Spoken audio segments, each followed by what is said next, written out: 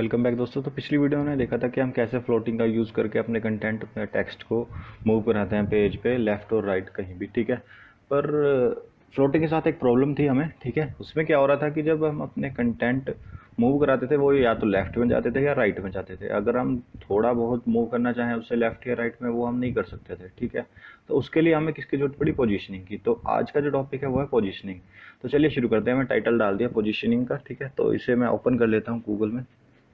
कुछ नहीं लिखा मैंने, सिंपल ये कोड जो भी लिखा है पढ़ा हुआ है हमने पहले, ठीक है। तो ये 2 पैराग्राफ बनाए हैं बेसिकली मैंने, देखिए जैसे पहले का ही है, ठीक है। कुछ भी नया ऐड नहीं किया अभी तक। तो पोजीशनिंग पढ़ते हैं। पोजीशनिंग की जरूरत हमें क्यों पड़ी? क्योंकि हम अपने कंटेंट को थोड़ा बहुत लेफ्ट या राइट घुमा करना चाहते हैं, उसके लिए हमें पोजीशनिंग की जरूरत पड़ी, क्योंकि फ्लोटिंग में ऐसा नहीं होता था। तो पोजीशनिंग बेसिकली 3 टाइप की होती है, ठीक है। सबसे पहले आती है रिलेटिव, ठीक है। उसके बाद एब्सोल्यूट और फिक्स, ये 3 टाइप की पोजीशनिंग होती है। तो इसका हम यूज़ करना सीखेंगे, आप कैसे करते हैं हम CSS में, ठीक है।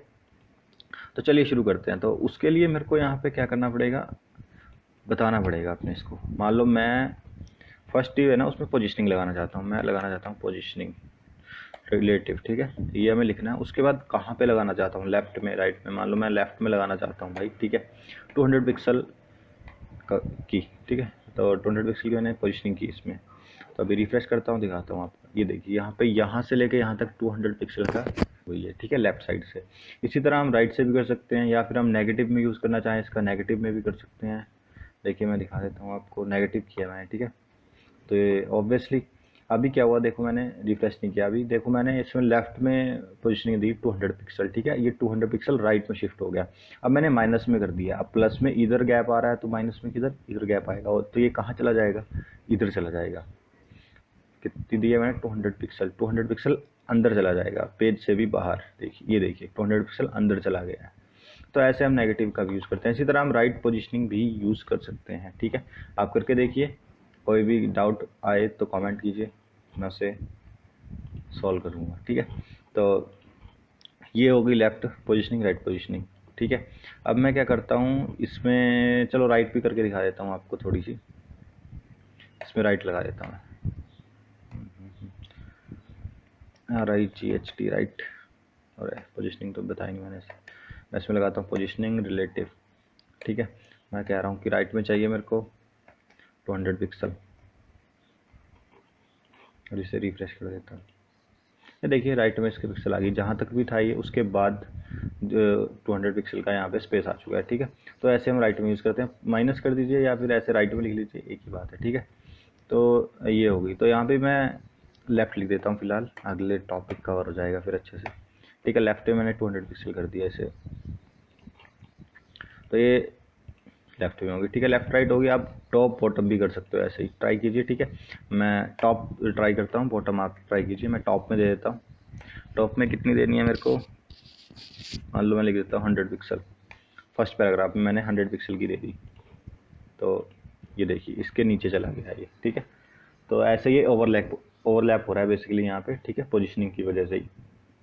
तो ऐसे हम टॉप में, बॉटम में, जहाँ भी चाहें वहाँ दे सकते हैं, जितनी चाहे उतनी दे सकते हैं।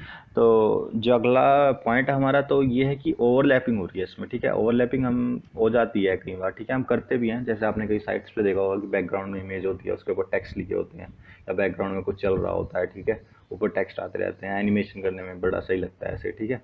तो इसका यूज़ कैसे करना है अभी हमें, ठीक है। मतलब अभी क्या हो रहा है कि येलो वाली ऊपर है, ब्लू वाली नीचे है, तो इन्हें हम ऊपर नीचे भी कर सकते हैं। उसके लिए क्या करना पड़ता है, चलिए दिखा देता हूँ मैं आपको। तो मेरे को यहाँ पे डिफाइन करना पड़ेगा Z इंडेक्स। तो Z इंडेक्स, इसमें मेरे को एक नंबर देना पड़ेगा। अभी आप देख सकते हैं कि येलो वाली ऊपर है, हमें ब्लू वाली ऊपर करनी है। तो जितना बड़ा नंबर होगा वही ऊपर आएगी। तो मैं इसे 2 नंबर दे देता हूँ, ठीक है। मैंने इसे 2 नंबर दे दिया, ठीक है। अब इसमें भी मेरे को नंबर देना पड़ेगा, Z इंडेक्स लिख के। तो Z इंडेक्स का यूज़ किया, इसको नंबर 1 दे दिया मैंने, सेव किया, ठीक है। अभी रिफ्रेश कर देते हैं। ये देखिए अब ब्लू वाली ऊपर आ गई। ब्लू वाली ऊपर क्यों है? ब्लू वाली का नंबर बड़ा है 2, और येलो वाले कितना है 1, ठीक है। तो ऐसे हम कर सकते हैं, ठीक है। अब मैं आपको दोबारा वही करके दिखा देता हूँ। इसको 1 दे देता हूँ, इसको दे देता हूँ नंबर 2, सेव किया। तो और ये रिफ्रेश किया, देखिए येलो वाली आ गई। तो इसी तरह हम इसकी ओपेसिटी भी डिफाइन कर सकते हैं, ठीक है, ट्रांसपेरेंट दिखे जिससे, ठीक है। तो मैं इसकी ओपेसिटी दिखा देता हूँ आपको कैसे लिखनी है। ओपेसिटी लिख के सिंपल बता दीजिए कितनी देनी है। मैं दे देता हूँ यहाँ पे 0.8, ठीक है। रिफ्रेश कर देता हूँ। किसकी दी है मैंने, देख लीजिए एक बार, ब्लू वाले की, ठीक है। देखिए ब्लू वाले की ओपेसिटी दिखेगी नहीं क्योंकि वो ये डार्क है ज़्यादा, तो उसके लिए मैं इसको भी ओपेसिटी दे के दिखा देता हूँ आपको। तो इसको ओपेसिटी दे देता हूँ मैं 0.8 की, इसे भी ओपेसिटी दे देता हूँ। रिफ्रेश, ये देखिए आपको दिख रहा होगा। थोड़ी और करके दिखा देता हूँ आपको, 0.8 से 0.5 कर देता हूँ मैं इसे, और ज़्यादा ट्रांसपेरेंट हो जाएगा ये देखिए। तो ऐसे हम इसमें लगा सकते हैं, ओपेसिटी इसकी कम ज़्यादा कर सकते हैं। तो इसी प्रॉपर्टी का यूज़ करते हैं बेसिकली हम, जब आपको देखते होंगे कि साइड में बैकग्राउंड में इमेज होती है या कुछ टेक्स्ट होते हैं, ठीक है। तो ऐसे हम इसका यूज़ करते हैं रिलेटिव पोजीशनिंग का और जेड इंडेक्स का, ठीक है। तो रिलेटिव में इतना ही, ठीक है। अगर आपको कोई डाउट हो तो कमेंट कर दीजिएगा, कोई दिक्कत नहीं है। और इसके बाद चलो मैं इसे हटा देता हूँ, अब इसको मैं हटा देता हूँ। ओके, सेव कर देता हूँ इसे दोबारा से। अब मैं इसे रिफ्रेश कर दिया। तो अब मेरे को क्या देखना है, अब मेरे पास आती है एब्सोल्यूट पोजीशनिंग, ठीक है। एब्सोल्यूट पोजीशनिंग क्या करती है मैं वो आपको दिखा देता हूँ। तो उसके लिए मैंने लिखना है पोजीशनिंग, ठीक है। रिलेटिव की जगह मेरा आएगा एब्सोल्यूट, तो मैंने लिख दिया यहाँ पे एब्सोल्यूट पोजीशनिंग चाहिए भाई मेरे को, ठीक है। इसमें मैंने एब्सोल्यूट पोजीशनिंग सिर्फ इतना ही लिखना है इसमें। अभी रिफ्रेश कर देता हूँ मैं, देखिए येलो वाला गायब हो गया है। बेसिकली वो गायब नहीं हुआ है, पोजीशनिंग किस में लगाई है मैंने, ब्लू वाले में, ठीक है। और येलो वाला है कहाँ पता है आपको, इसके पीछे है येलो वाला। क्यों, एक्चुअली हुआ क्या इसमें, इसमें हुआ ये कि जिसमें हमने एब्सोल्यूट पोजीशनिंग लगाई है ना, वो क्या हो गया, पेज का जो फ्लो था उससे बाहर हो चुका है, ठीक है। अब ये जो ब्लू वाला मेरा डिव है ना, ये पेज के फ्लो से बाहर हो चुका है, मतलब ये पेज पे है ही नहीं, एक तरह से समझ लो। तो पेज स्टार्ट कहाँ से होगा, यहीं से स्टार्ट होगा, ये तो पेज पे है नहीं, ये मान लो, ठीक है। तो पेज स्टार्ट कहाँ से होगा, यहीं से स्टार्ट होगा ना, स्टार्टिंग से। तो कंटेंट जो मैंने लिखे हैं येलो वाले, वो कहाँ जाएंगे, जहाँ से पेज स्टार्ट होगा वहीं से जाएंगे। यहाँ से बीच में जो स्टार्ट होने से गए तो वो यहाँ से स्टार्ट हो रहे हैं, पीछे हमें दिख नहीं रहे हैं। मैं आपको कम करके दिखा देता हूँ, ठीक है। ओपेसिटी में 0.2 करके दिखा देता हूँ इसकी आपको, फिर आपको समझ में आएगा। ये देखिए मैंने ओपेसिटी कम कर दिया, देखो आपको येलो वाला दिख रहा होगा पीछे, एक्चुअली वो वहाँ पे है। तो एब्सोल्यूट पोजीशनिंग में बेसिकली क्या किया है, जिसमें भी हम एब्सोल्यूट पोजीशनिंग लगाते हैं वो क्या करता है कि उस कंटेंट को हमारे पेज के फ्लो से बाहर कर देता है, ठीक है। तो ये एब्सोल्यूट का काम है बेसिकली हमारा, ठीक है। तो एब्सोल्यूट होगी। तो अगली हमारे पास आती है फिक्स पोजीशनिंग, ठीक है। तो फिक्स पोजीशनिंग क्या करती है, उसके लिए मेरे को यहाँ पे लिखना पड़ेगा फिक्स्ड, ठीक है। पोजीशनिंग उसके बाद फिक्स्ड। आपने कई साइट्स पे देखा होगा, ठीक है, जैसे आप नीचे स्क्रॉल करते हैं, उसका जो मेन्यू होता है, मान लो अमेजोन वगैरह का ही लगा लो, ठीक है। यहाँ पे मेन्यू होता है, उसके नीचे जो भी उसके कंटेंट होते हैं, ठीक है। उसको हम नीचे स्क्रॉल करते हैं तो मेन्यू नहीं जाता, ठीक है। ये स्क्रॉल होते कंटेंट होते हैं, वो स्क्रॉल होते रहते हैं, मेन्यू उसका वहीं रहता है, ठीक है। तो किस चीज़ का, किस प्रॉपर्टी पे काम कर रहा, कौन सी प्रॉपर्टी उसमें लगी होती है, फिक्स प्रॉपर्टी, पोजीशन फिक्स्ड, ठीक है। उससे क्या होता है कि जो हमारा कंटेंट है वो फिक्स हो जाता है, जहाँ है वहीं रहेगा भाई, ठीक है। तो मैं सेव करके दिखा देता हूँ आपको। आउट ऑफ पेज तो होगा ही होगा, पर फिक्स हो जाएगा। एब्सोल्यूट में क्या था कि फिक्स नहीं होगा, इसमें क्या होगा, फिक्स हो जाएगा, ठीक है, वहीं रहेगा कंटेंट।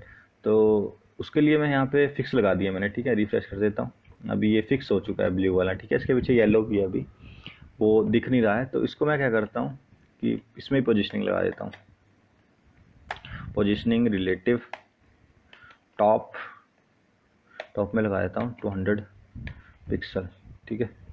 सेव कर देता हूँ, रिफ्रेश, देखिए ये यहाँ पे आ चुका है। तो अब क्या हो रहा है, देखिए मैं आपको जादू दिखाता हूँ। अभी मैं इसको हाइड दे देता हूँ, ठीक है।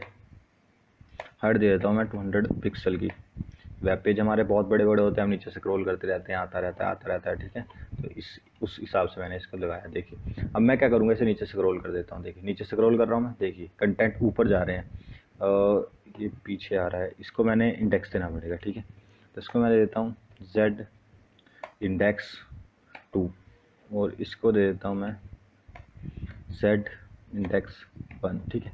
अब क्या होगा, ब्लू वाला ऊपर रहेगा, ठीक है। रिफ्रेश कर देता हूँ, देखिए अब देखिए क्या बढ़िया दिख रहा है। ये देखिए हम नीचे स्क्रॉल कर रहे हैं, ये हमारा यहाँ पे फिक्स रहेगा, ठीक है। जो भी कंटेंट हम चूज़ करना चाहते हैं यहाँ से चूज़ कर सकते हैं, ठीक है। तो ऐसे वेबसाइट में आपने देखा होगा कहीं पे, तो ये ऐसे काम करती है फिक्स पोजीशनिंग, ठीक है। कंटेंट को फिक्स कर देती है। आई होप आपको समझ में आ गया होगा। तो ये थी हमारी पोजीशनिंग 3 टाइप की। तो पोजीशनिंग में इतना ही, ठीक है। अगर आपको कोई डाउट या कोई सजेशन है तो नीचे कमेंट करना ना भूलिए, और चैनल को सब्सक्राइब करना भी मत भूलिएगा। तो आज की वीडियो में इतना ही, चलिए चलते हैं, bye bye, have a nice time.